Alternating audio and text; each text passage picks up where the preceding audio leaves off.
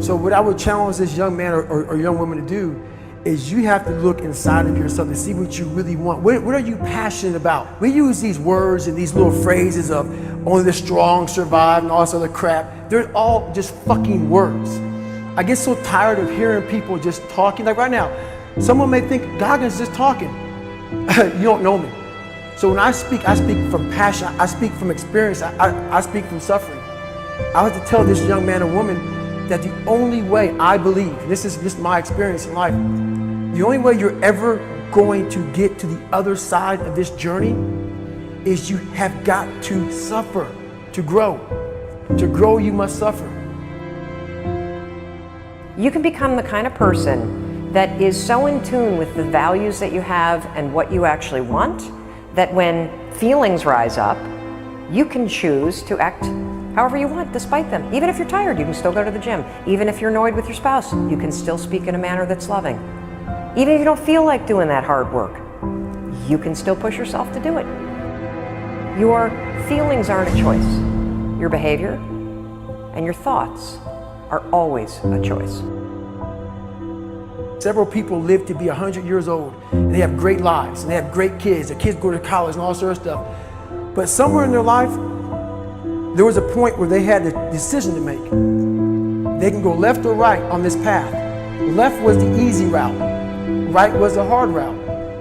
A lot of people take the easy route. And they had a good life that way, but the better life was going to the right side. And you may have 20 years of pain and suffering to get past it, but a lot of us die never truly starting our journey. And I would tell this young person, you gotta start your journey. It may suck, but it will come out the other side where you're coasting. Many people are suffering from battle fatigue. They've been standing a long time, trying to break the addiction, believing for the promotion, praying for that family member, but hasn't happened yet. They never dreamed they'd still be single, still be dealing with the illness, still be trying to get the loan. Now they're tired. Let me encourage you, your time is coming. Your due season is on the way. Don't let time talk you out of it. Don't let discouragement cause you to give up. Don't let negative thoughts convince you to settle where you are.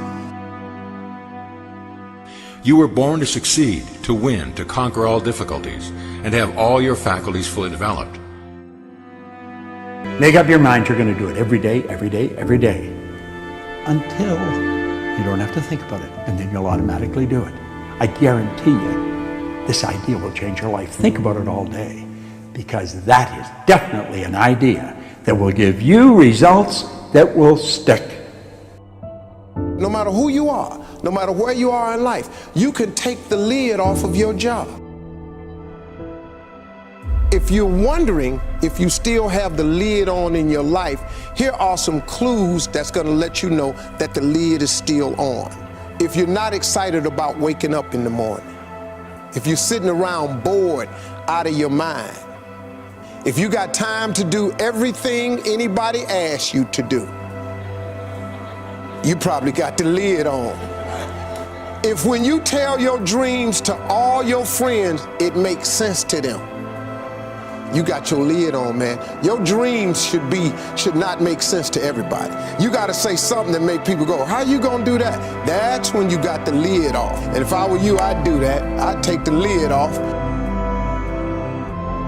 It's not always going to be easy.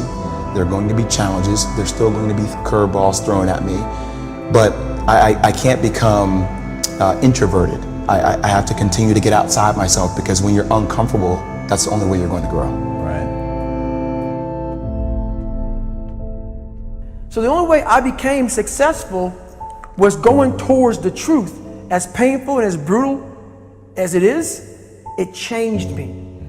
It allowed me to become, in my own right, who I am today. You face your fears, you become the person you want to be. You run from your fears, you're not living. You're alive, but you're not taking the freedom. You're not running the day. The day's running you. You always be the fucking servant, not the master, guys. We all fall down in life, guys. The question is, who gets back up? Again, it's not the potential of the individual. It's not the genetics. It's a perseverance, the never say die attitude. If you constantly keep throwing shit against the wall, eventually something will stick, guys. Never give in to what you want. We need trust, right? We need trust. When we're surrounded by people who believe what we believe and trust starts to emerge, when we trust them and they trust us, we're more willing to take risks. We're more willing to experiment, which requires failure. We're more willing to explore and go somewhere that no one has ever gone before, with the confidence that if we fail, if we trip over, if we turn our backs, that those within our community, those who we trust and who trust us, will look after us while we're gone, will pick us up when we fall over, will help us when we're hurt. Our very survival depends on it. Courage, someone who has the courage no matter what to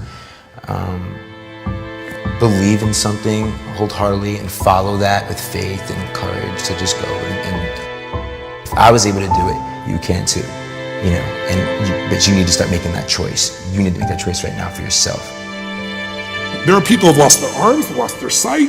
There have been people that have been through the most horrific experiences in life, and they found a way to still be happy because they've made the decision that life is too short to suffer. God will use the foolish things to confound the wise. God can use a man without arms and legs to be his hands and feet, to prove that it's not about Nick. It's not about his ability. It's not about him and his strength and how he speaks all around the world and uses his hands greatly as gestures and body language while he gets excited preaching. It's not about me, it's about Jesus. I didn't write my story, Jesus wrote my story. He knew me before the earth began. And I don't know about you, but yeah, it's good to have a job. It's good to have a relationship and get married and have kids. It's good to have that stuff. But until you find Jesus Christ as your Lord and Savior, there will be always something missing. You can't rely on you because you will fail you every single time, just about. I needed him, not just because of this, but for my heart, for my mind. By the grace of God, he kept me here on earth, even though I tried to commit suicide at age 10. The bullying at my school convinced me that I was a mistake, that I'd never eventuate to anything. Man, what a lie. When you realize it's just the devil, I say just the devil because the devil's nothing compared to Jesus.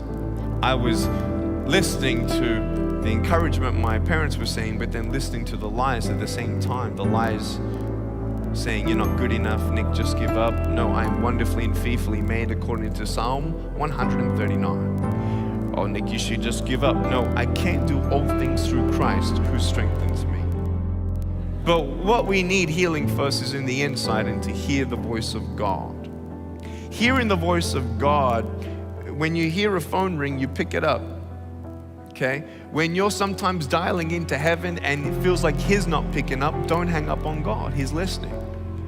I hung up on God because I didn't understand his plan.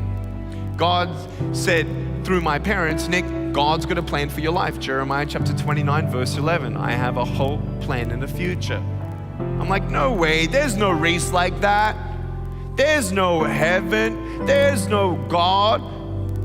Look at all the pain in the world. If God loved the world, then why is he letting so much pain happen? Later on, you realize in the Bible, God doesn't give us pain, but whatever the enemy tried to use for bad, God turned into good.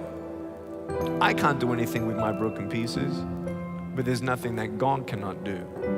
I've seen pain. I've seen miracles. God allows things that we don't understand, but I want you to know if you hold on to him, he'll hold on to you.